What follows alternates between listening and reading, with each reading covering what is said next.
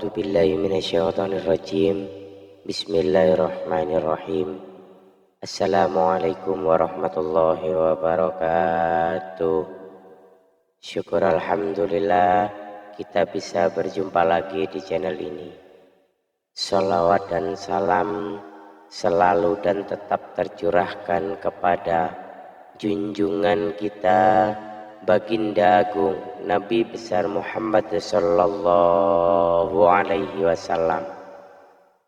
Allahumma salli ala sayyidina Muhammad wa ala ali sayyidina Muhammad. Harapan dan doa saya semoga saudaraku semuanya selalu diberikan kesehatan, dilancarkan rezekinya, diampuni segala dosa-dosanya, dan dipanjangkan umurnya. Amin ya rabbal alamin. Sahabat beriman yang dirahmati Allah, melakukan hubungan intim bagi pasangan yang telah sah bukan hanya sekedar melepas syahwat semata, melainkan juga mengandung nilai ibadah. Karena bernilai ibadah, maka untuk mencapai kesempurnaan pahala penting mengetahui hari dan waktu yang baik untuk melakukan hubungan intim. Islam bukan hanya menerangkan tata cara hubungan intim saja, melainkan diterangkan mengenai hari dan waktu yang baik untuk berhubungan intim. Sementara sebagian umat Islam menganggap bahwa Jumat adalah hari baik untuk berhubungan intim. Itu kenapa ada istilah sunnah Rasul yang belum tentu memang benar kaidah Islam. Lantas, benarkah hari Jumat adalah waktu yang baik untuk berhubungan intim? Adakah dalilnya hari yang baik untuk berhubungan intim?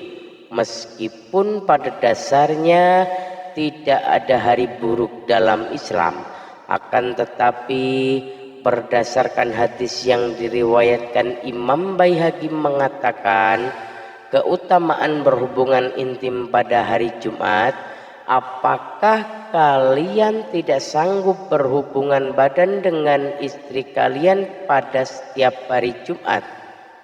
Hubungan badan dengan istri di hari Jumat mengandung dua pahala. Pahala mandinya sendiri dan pahala mandi istrinya. Hadis riwayat Baihaqi. Dalam hadis ini ulama hadis mengenai bahwa kualitas hadis ini lemah sehingga tidak dapat dijadikan dasar hukum. Namun dalam hadis lain ditemukan perihal kesunahan hubungan badan pada hari Jumat. Hadis yang dimaksud ialah hadis riwayat A'udzu bin Abi Aus radhiyallahu anhu. Barang siapa yang mandi pada hari Jumat dan membuat orang lain mandi, lalu berangkat pagi-pagi dan mendapatkan awal khutbah, dia berjalan dan tidak berkendaraan, dia mendekat ke imam, dia lalu berkonsentrasi mendengarkan khutbah, maka setiap langkah kakinya dinilai sebagaimana pahala amalnya setahun.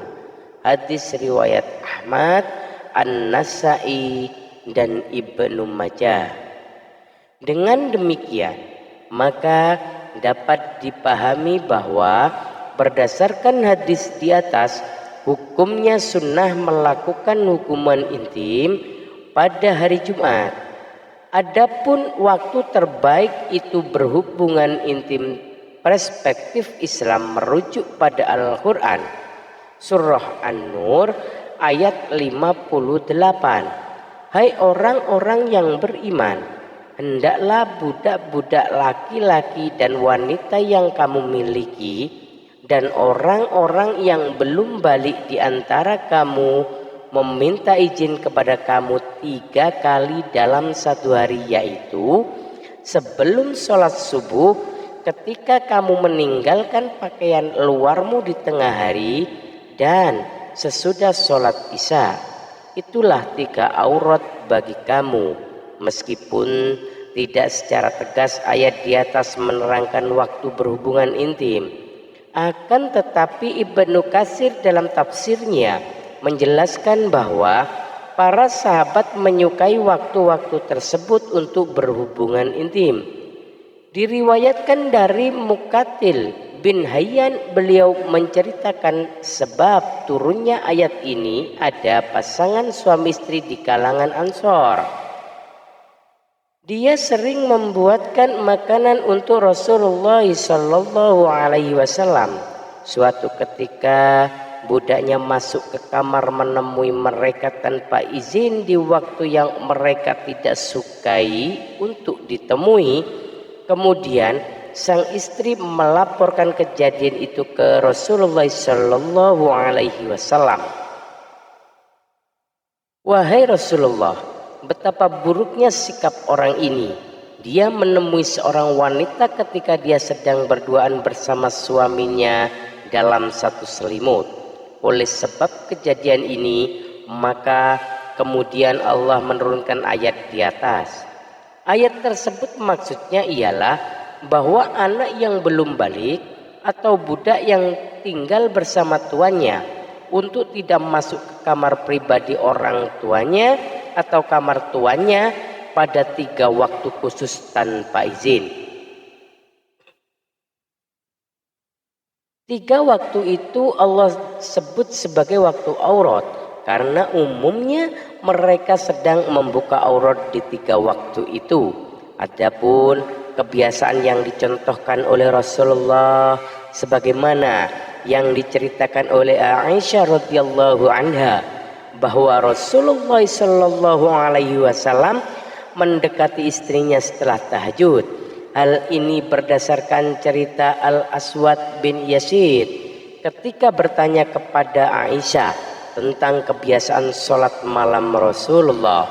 Aisyah menerangkan Rasulullah Shallallahu Alaihi Wasallam tidur di awal malam, kemudian bangun tahajud, lalu jika sudah memasuki waktu sahur, beliau sholat witir, kemudian kembali ke tempat tidur.